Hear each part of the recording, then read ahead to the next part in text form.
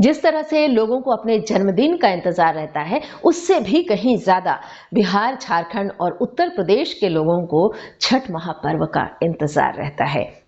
छठ महापर्व क्या है? असल में छठ महापर्व सिर्फ पर्व नहीं, बल्कि ये एक भावना है, ये एक इमोशन है, क्योंकि छठ महापर्व सिर्फ पर्व नहीं होता, ये पूरे परिवार का मिलन होता है। इस समय बिहार, झारखंड और उत्तर प्रदेश के लोग कहीं भी रहें, अपनी घर की ओर निकल पड़ते हैं। छठ महापर्व की पौराणिक कथाएं क्या है, आज हम इस वीडियो में बात करेंगे और आपको बताएंगे कि आखिर छठ महापर्व की शुरुआत कैसे हुई। नमस्कार, मैं हूं इंदु पात्रा, आप देख रहे हैं हाल चाल। तो चलिए देखते हैं इस वीडियो में कि आखिर छठ महापर्व की पौराणिक कथाएं क्या है।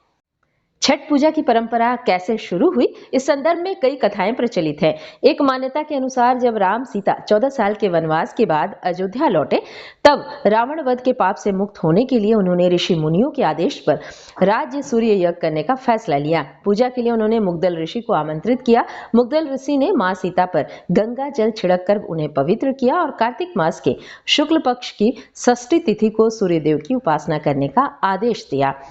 इससे सीता ने मुग्दल ऋषि के आश्रम में रहकर 6 दिनों तक सूर्यदेव भगवान की पूजा की थी। सप्तमी को सूर्य उदय के समय फिर से अनुष्ठान कर सूर्यदेव से आशीर्वाद प्राप्त किया था।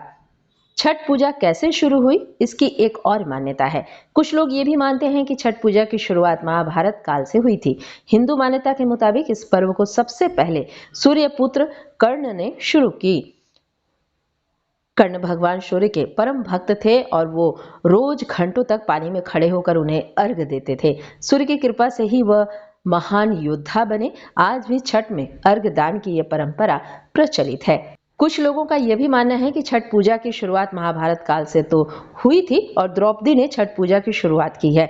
जब पांडव सारा राजपाट जुए में हार गए थे, तब द्रौपदी ने छठ व्रत रखा था। इस व्रत से उनकी मनोकामनाएं पूर्ण हुई थी और पांडवों को सब कुछ वापस मिल गया था।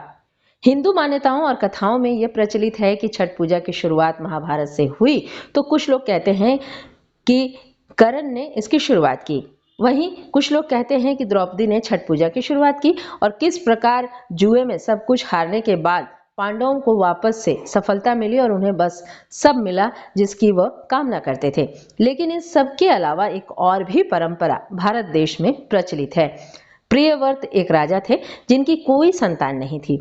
इसके लिए उन्होंने हर जतन कर डाले, लेकिन कोई फायदा नहीं हुआ। तब उस राजा को संतान प्राप्ति के लिए महर्षि कश्यप ने उन्हें पुत्रेष्टि यज्ञ करने का परामर्श दिया। यज्ञ के बाद महारानी ने एक पुत्र को जन्म दिया, लेकिन वह मरा पैदा हुआ। राजा के मृत बच्चे की सूचना से पूरे नगर में शोक छा गया था।